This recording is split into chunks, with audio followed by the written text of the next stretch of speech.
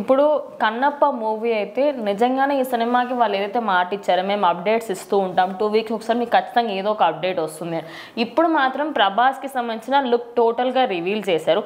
అంటే టీజర్లో చూస్తుందే బెటర్గా ఉందని ఫ్యాన్స్ ఫీల్ అవుతుంది. ఎందుకంటే ఆయన జస్ట్ ఐస్ చూపించి అక్కడ అరే బాగుందిరా ఇంతే ఉంచండి అన్నట్టుగా అనిపించింది. కానీ ఓవరాల్ అయిన లుక్ చూస్తే మాత్రం చాలా అంటే చాలా డిఫరెంట్గా ఉంది.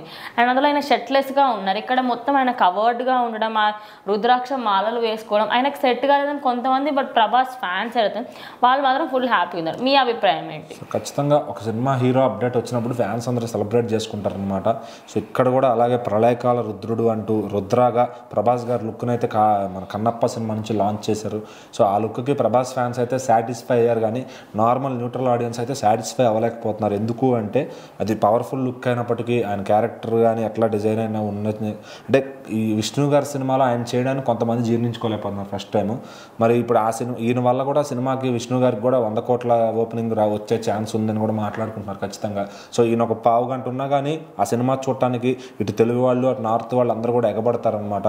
సో ఖచ్చితంగా ప్రభాస్ గారు కన్నప్ప లాంటి సినిమాను ఒక అంటే జనాలు అసలు చూడాలనుకునే దాని లిస్టులో కూడా పెట్టుకోరు. అట్లాంటి సినిమాని జనాలు చూడాలని ఎగబడుతున్నారంటే కేవలం ప్రభాస్ గారు ఉన్నారని చెప్పి. సో మరి అట్లా ఆయన ఆ సినిమాకి అంత స్టార్డమ్ క్రియేట్ చేశారు ఖచ్చితంగా.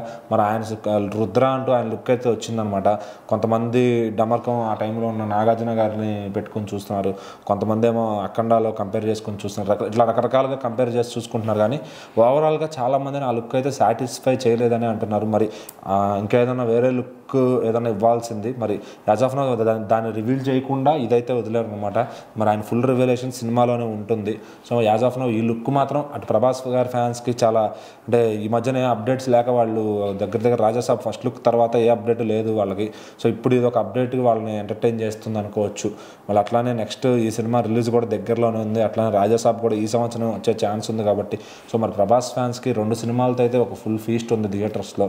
సో ఖచ్చితంగా ప్రభాస్ గారిని చూసి అందరూ నేర్చుకోవాలని కూడా దిల్ రాజు గారు చెప్పడం జరిగిందనమాట. ఎందుకంటే అట్లీస్ట్ 2 సినిమాలు సంవత్సరంలో పెట్టడానికి ఆయన ట్రై చేస్తున్నాడు.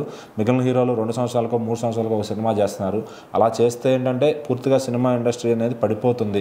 హీరోలు ఎప్పుడు ముందుకు వస్తారో సినిమా ఇండస్ట్రీ అప్పుడు ముందుకెళ్తుంది అన్నదానికి ప్రభాస్ గారు నిజంగా న్యాయం చేస్తున్నారు. ఎందుకంటే ఒక ప్రొడ్యూసర్స్ అనే వాళ్ళని పడకుండా ఆయన మీద ఎవరైతే నమ్మకం పెట్టుకున్నారో అటు ప్యారలల్గా 2 సినిమాలు షూటింగ్లు చేసుకుంటూ వెళ్తున్నారు కాబట్టి.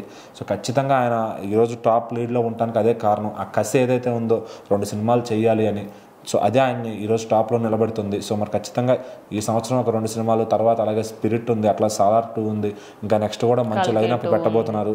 లోకేష్ కనగరాజ్ గారితో ఒక సినిమా ఉండబోతుంది. ఇన్నైతే ఒక 3 ఏళ్ల వరకు ప్రభాస్ గారు అయితే ఖచ్చితంగా బిజీగా ఉన్నారు. సో తర్వాత మళ్ళీ ఆయన పెళ్లి గురించి ఫ్యాన్స్ అందరూ అడుగుతున్నారు, దాని గురించి కూడా త్వరలోనే అప్డేట్ ఇస్తాను ఆయన కూడా చెప్తూ ఉన్నారనమాట. సో మరి యాజ్ ఆఫ్ నో ప్రభాస్ గారి ఫ్యాన్స్ అయితే ఫుల్ హ్యాపీ. అండ్ ఈ కన్నప్ప సినిమా కూడా ఆయన వల్ల నిజంగా విజయం వస్తే విష్ణు గారికి కూడా ఒక మంచి బిగ్ రిలీఫ్ ఉన్నట్టు అనిపిస్తుంది అనమాట.